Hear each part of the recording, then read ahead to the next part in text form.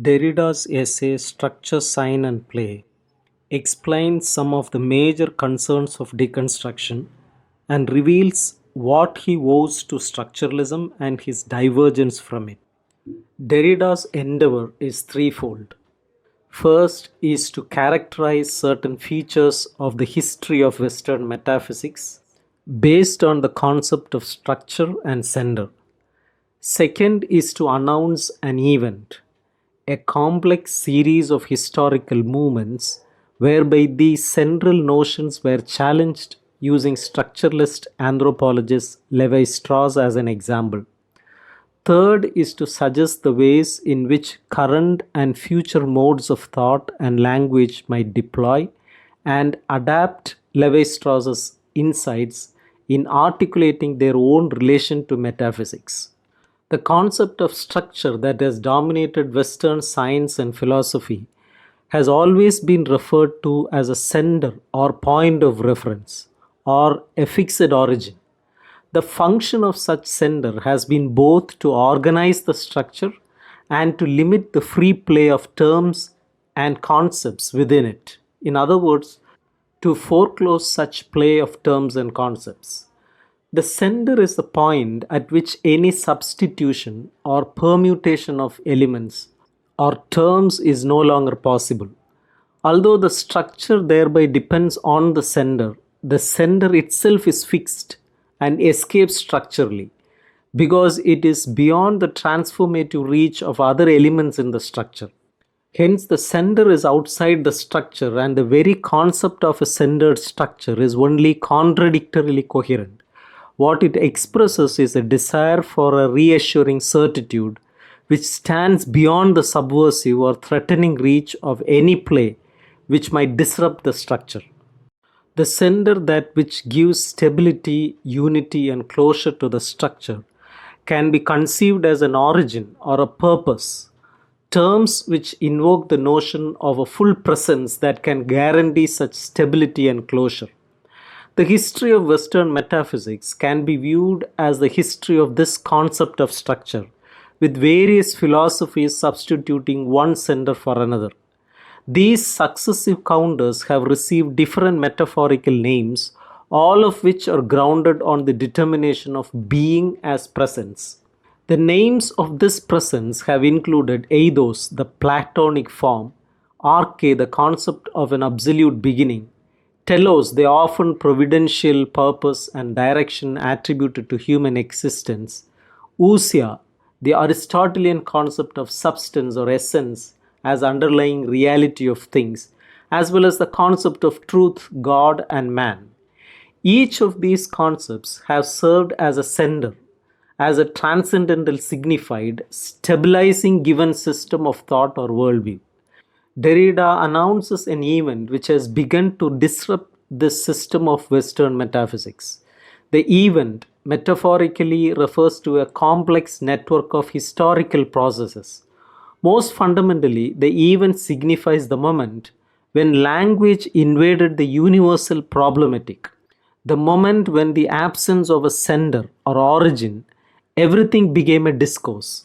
Derrida refers to a phase in modern intellectual history when central problems in a variety of fields, such as the connection between thought and reality, self and world, were deposited or newly posed as problems of language, where language was understood as a system of differences. When did a process of decentering occur in Western thought? Derrida suggests that certain names can be associated with this process. Nietzsche, for example, undertook a radical critique of metaphysics, especially on the concepts of being and truth. Freud engaged in a critique of consciousness and the self-identity of the human subject.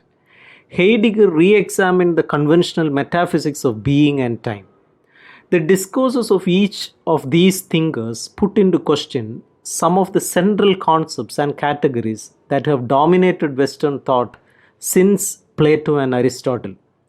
However, Derrida points out that each of these newer radical discourses, while attempting to break free of the traditional metaphysical enclosure, is nonetheless trapped in a circle of its own. The critique of metaphysics is inevitably a dual gesture, one which involves not only confrontation and destruction of traditional concepts, but also a necessary complicity with them. We must employ the very language of metaphysics to criticize it, a duality that extends even to our discussion of the sign itself. In the 19th century, a decentering occurred in European culture and consequently in European metaphysics and science for a complex of political, economic, and philosophical reasons. European culture was forced to stop considering itself as the culture of reference.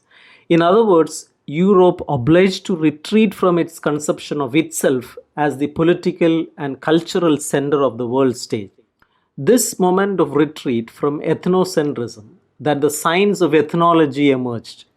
While this science undertook a critique of ethnocentrism and the conventional categories of thought underlying it, it was obliged to borrow the very terms and concepts of that heritage itself. In order to illustrate this dual posture of ethnology, Derrida chooses the work of the French structural anthropologist Claude Lévi-Strauss. He begins with Lévi-Strauss's treatment of an opposition between nature and culture that is congenital to philosophy, an opposition that predates Plato and goes back at least as the sophists of the 5th century BC. This opposition encompasses a whole historical chain which opposes nature to law, to education, to art, and to techniques, but also to liberty, to the arbitrary, to history, to the mind, and so on.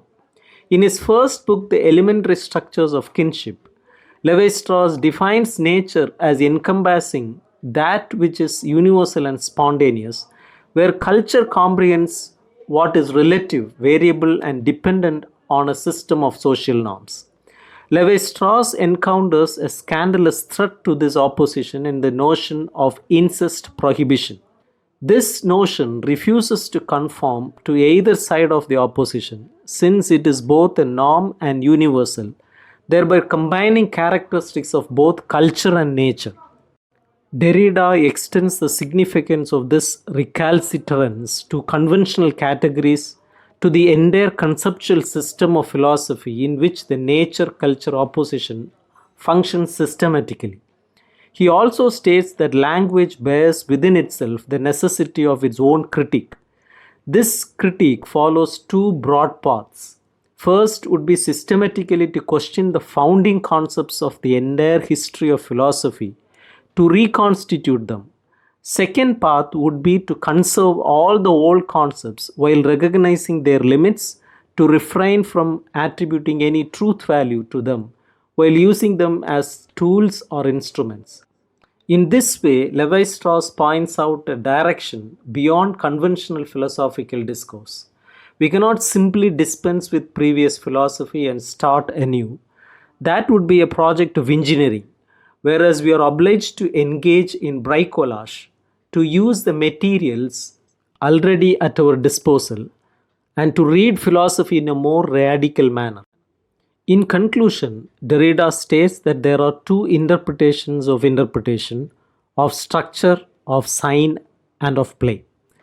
The one dreams of arriving at a truth or origin which escapes play and the order of the sign. The other, which is no longer turned toward the origin, affirms play and tries to pass beyond man and humanism, man being he who has dreamt of full presence, the reassuring foundation, the origin and the end of play. These two interpretations are absolutely irreconcilable, and our current task is to find a common ground and the difference of this irreducible difference in the interest of the as yet unnameable which is proclaiming itself.